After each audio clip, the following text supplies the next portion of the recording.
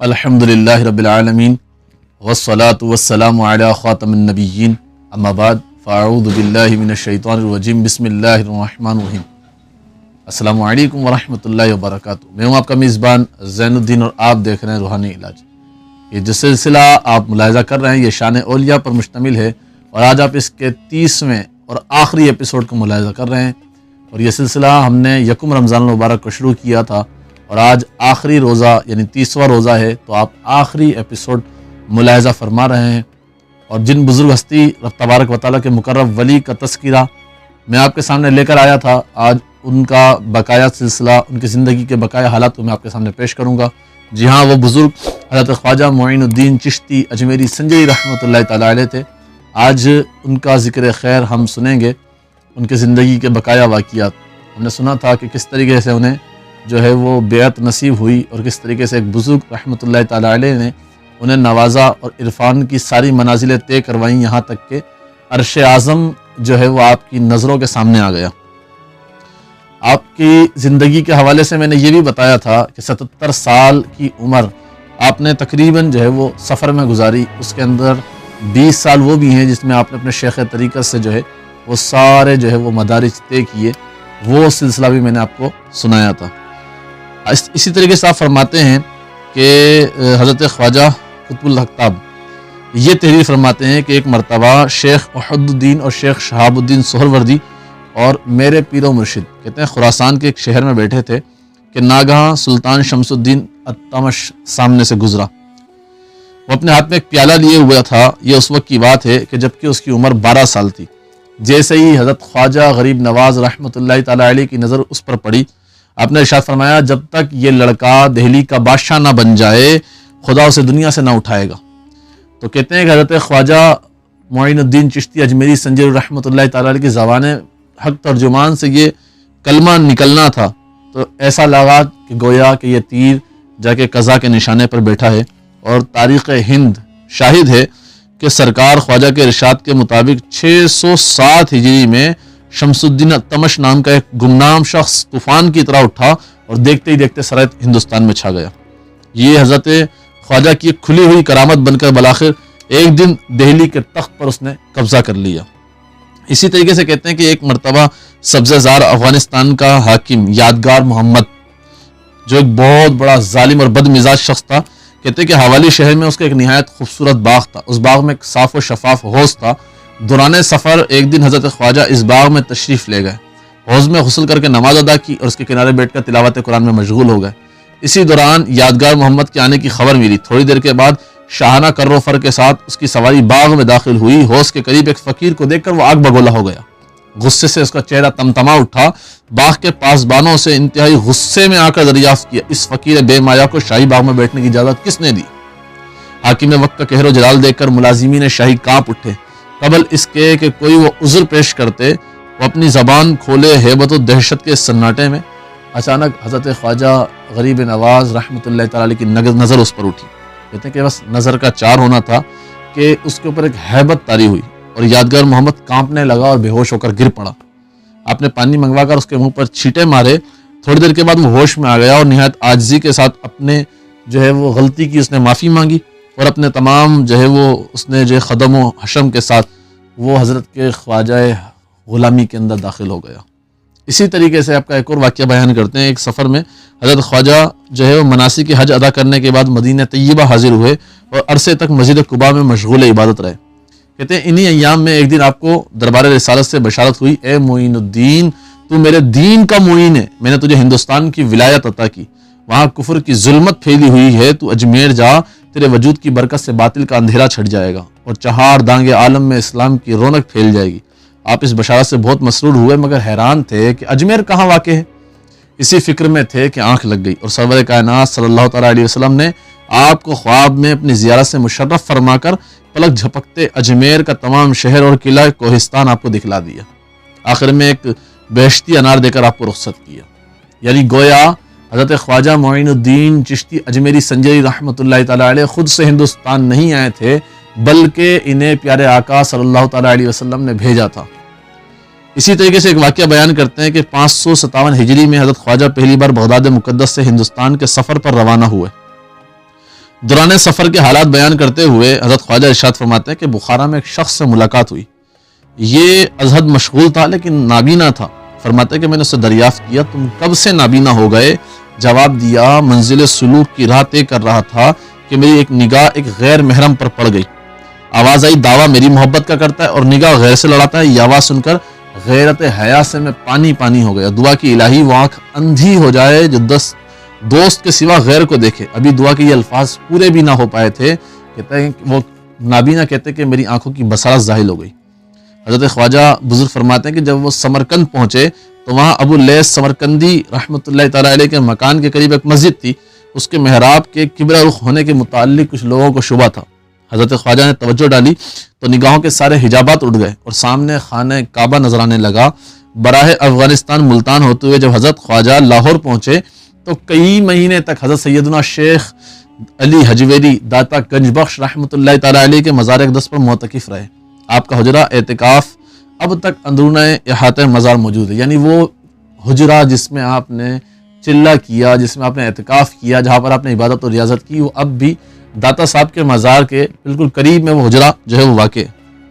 اور اس وقت آپ نے ایک شعر کہا تھا جو آج تک مزار کے جو ہے وہ دیوار کے اوپر یہ شعر کندہ ہے کہ گنج بخش فیض عالم مظہر نور خدا نا کسارا پیر کامل کامل رہنما. اور کہتے ہیں کہ جو ہے اس وقت جو ہے جب حضرت خواجہ غریب نواز رحمۃ اللہ تعالیٰ تشریف لائے تب آپ نے جو ہے وہ یہ شعر کہا تھا. اور آج تک یہ شعر لوگوں کے جو ہے وہ دل اور دماغ کو معطر کیے ہوئے ہے کہ داتا گنج بخش علی حجویری رحمۃ اللہ تعالیٰ علیہ کے حوالے سے انہوں نے اس طریقے سے ایک پورا شعر جو ان کے قصیدے ان کے شان کے طور پر وہ لکھ کر گئے. اور کہتے ہیں کہ جب آپ حضرت خواجہ غریب نواز رحمۃ اللہ تعالیٰ لاہور سے دہلی اجمیر پہنچے آپ کے ہمراہ 40 درویش کی جماعت تھی جن کی ضرب اللہ سے پہاڑوں کے کلیجے ہل جاتے تھے.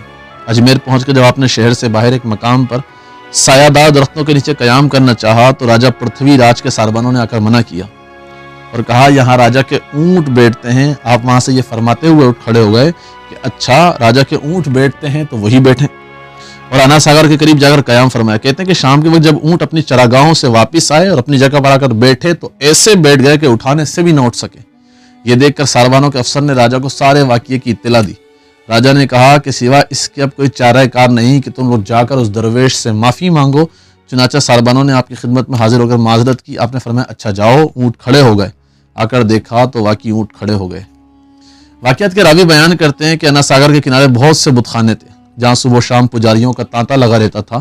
انہی میں ایک بڑا بت کدہ راجہ کا بھی تھا جس میں پرتھوی راج اور اس کی سلطنت کے عمائدین پوجا کے لیے آیا کرتے تھے. اس شاہی بت خانے کا انتظام و اہتمام سادھو رام شادی دیو کے سپرد تھا.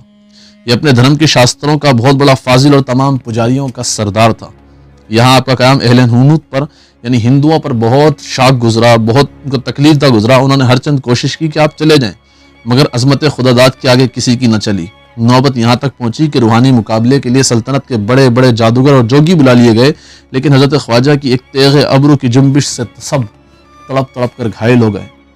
تو شادی دیو اور اجے پال جوگی جیسے سرغنہ کو کفر کو یعنی یہ دو وہ بندے تھے جو کفر میں بھی بہت مثال آپ تھے اور بڑے جادوگر تھے، یا یوں سمجھیں کہ یہ لوگوں کو سکھانے والے لوگوں میں سے تھے. تو ان کا قبول اسلام کرنا، حضرت خواجہ کے ہاتھ پر بیعت کر لینا، یہ ایک طریقے سے روحانیت کے اعتبار سے بہت بڑی فتح تھی. یہاں تک کہ اس واقعے نے ہندوستان کی ساری زمین کو ہلا کر رکھ دیا. حضرت خواجہ کے تصرفات کی دوسری زندہ کرامت یہ ہے کہ سعدی اور عبداللہ بیابانی کے نام سے خواجہ کے یہ دونوں جو ہے افراد حلقہ بکوش آج تک نواح اجمیر میں عام نگاہوں سے اوجھل ہو کر زندہ و پابندہ ہیں. یعنی ہمیشہ کے لیے وہ زندہ رہ گئے اور مشہور ہے کہ ہر شب جمعہ کی شب میں روزہ خواجہ پر حاضری بھی دیتے ہیں. جب یہ دو بندے یعنی شادی دیو اور اجے پال جوگی مسلمان ہو چکے تو انہوں نے خواجہ کے حضور میں یہ التجا پیش کی کہ اب حضور چل کر وسط شہر میں قیام فرمائیں تاکہ مخلوق آپ کی قدموں کی برکت سے فیضیاب ہو. آپ نے ان کا معروضہ قبول فرمایا اور اپنے خادم خاص محمد یادگار کو جگہ کے انتخاب کے لیے شہر میں بھیجا. انہوں نے بتعمیل ارشاد وہ مقام پسند کیا جہاں پر اس وقت آپ کا روضہ مبارک موجود ہے. اور شادی دیو کی ایک افتادہ زمین تھی جس جگہ آج مزار مقدس ہے، وہیں جو ہے مطبخ تھا یعنی وہاں پر کچن تھا. یہاں قیام فرمانے کے بعد آپ نے چند اشخاص کے ذریعے پرتھوی راج کو دعوت اسلام دی اور فرمایا اگر یہ ایمان نہ لایا تو میں لشکر اسلام کے ہاتھوں اسے زندہ گرفتار کروا دوں گا۔ پرتھوی راج نے اسلام قبول کرنے سے نہ صرف انکار کر دیا بلکہ حضرت خواجہ کے خلاف اس نے دشمنی کی آگ اور بھڑک اٹھی۔ چنانچہ ایک دن اس نے آپ کو کیلا بھیجا کہ آپ ہماری سرحد سے باہر نکل جائیں۔ آپ نے جواب میں یہ اطلاع بھجوائی کہ مت گھبراؤ، چند دنوں میں شہاب الدین غوری آ رہا ہے، اس وقت تقدیر فیصلہ کرے گی کہ اجمیر کی سرحد سے نکلتا کون ہے۔ اس واقعے کے چند ہی دنوں کے بعد سلطان شہاب الدین غوری نے خراسان میں، وہ اس وقت خراسان میں موجود تھا، اس نے خواب دیکھا کہ حضرت خواجہ کی خدمت میں کھڑا ہے اور آپ اس سے فرماتے ہیں خدا قدیر کی طرف سے ہندوستان کی بادشاہت کا صحرا تیرے سر کا مقدر ہو چکا ہے۔ کارکنان قضا و قدر فتح و نصرت کی خلعت آسمانی لیے ہوئے تیرے گھوڑوں کی ٹاپ کا انتظار کر رہے ہیں، بغیر کسی مہلت کے انتظار کے اٹھ کھڑا ہو اور ہندوستان کی طرف روانہ ہو جاؤ اور پرتھوی راج کو زندہ گرفتار کر کے اسے کیفر کردار تک پہنچا۔ خواب سے بیدار ہوا تو شہاب الدین کے سینے میں فاتحانہ عزم و یقین کا ایک تلاطم برپا تھا۔ چند ہی دنوں میں ایک لشکر جرار لے کر وہ اسلام کا پرچم لہراتا ہوا ہندوستان کی طرف چل پڑا۔ ابھی راستے میں ہی تھا کہ تھانیسر کے قریب تراڈری کے میدان میں پرتھوی راج کے ساتھ ہی ایک نہایت خونریز اور فیصلہ کن معرکہ ہوا۔ کہتے ہیں کہ اس جنگ میں پرتھوی راج کے ساتھ 150 راجگان ہند کی 3 لاکھ فوجیں شامل ہو گئی تھیں، جبکہ شہاب الدین غوری کے ہمراہ کل 1,20,000 کی فوج تھی۔ دن بھر گھمسان کی جنگ ہوئی اور شام ہوتے ہوئے شہاب الدین غوری نے عظیم معرکہ سر کر لیا۔ پرتھوی راج ایک دریا کے کنارے بھاگتے ہوئے گرفتار کر لیا گیا۔ اس طرح خواجہ کی روحانی ستوت کا دنیا کو اعتراف کرنا پڑا اور سلطان الہند کا الہامی خطاب ہمیشہ کے لیے خلق خدا کی زبان پر جاری ہو گیا۔ منقول ہے کہ وصال کی شب چند اولیاء اللہ نے حبیب کبریا محمد رسول اللہ صلی اللہ تعالیٰ علیہ وسلم کو خواب میں دیکھا کہ آپ کسی کا انتظار فرما رہے ہیں۔ فرمایا رحمت الہی کے ہجوم میں آج معین الدین کی روح آنے والی ہے، ہم اس کے استقبال کے لیے آئے ہیں۔ 6 رجب المرجب 627 ہجری مطابق 21 مئی 929 عیسوی بروز دوشنبہ بعد نماز عشاء آپ نے حجرہ شریف کا دروازہ بند کر لیا اور خدام کو اندر داخل ہونے کی ممانعت کر دی، اس لیے سارے خدام حجرے کے باہر ہی کھڑے رہے۔ رات بھر کانوں میں طرح طرح کی آوازیں آتی رہیں۔ پچھلے پہر آواز موقوف ہو گئی۔ جب نماز صبح کا وقت ہوا اور حجرہ شریف کا دروازہ حسب معمول نہ کھلا تو خدام و معتقدین کو سخت تشویش ہوئی۔ دروازہ توڑ کر دیکھا گیا تو آپ واصل بحق ہو چکے تھے، آپ انتقال فرما چکے تھے، اور جبین مبارک یعنی پیشانی مبارک پر قلم قدرت سے ایک جملہ لکھا ہوا تھا اور وہ یہ تھا ھذا حبیب اللہ مات فی حب اللہ، یعنی یہ اللہ کا دوست ہے جو اللہ عز و جل کی محبت میں جو ہے انتقال کر گیا۔ انا للہ و انا الیہ راجعون۔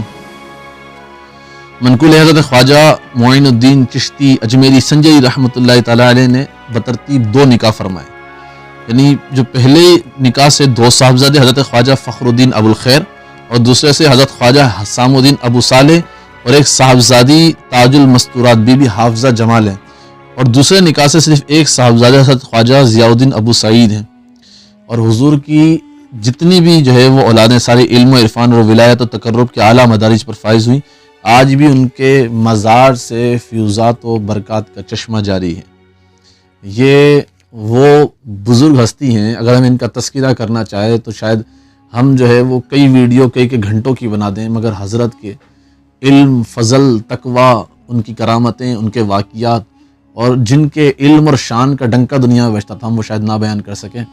آج ہمارا یہ 30واں ایپیسوڈ تمام ہوا۔ ہم 30 دن خدا تبارک و تعالیٰ کے فضل سے، اللہ کی رحمت سے، ان کے پیارے محبوبین کے کرم سے، ان کی نظر عنایت سے، سرکار دو عالم صلی اللہ علیہ وسلم کے کرم خاص سے ہم 30 دن کا یہ سلسلہ پورا مکمل کرنے میں کامیاب ہو گئے۔ انشاءاللہ عز و جل اس کے بعد پھر مزید سلسلے لیے آپ کے پاس آتے رہیں گے۔ تب تک کے لیے اجازت دیں۔ السلام علیکم ورحمۃ اللہ وبرکاتہ۔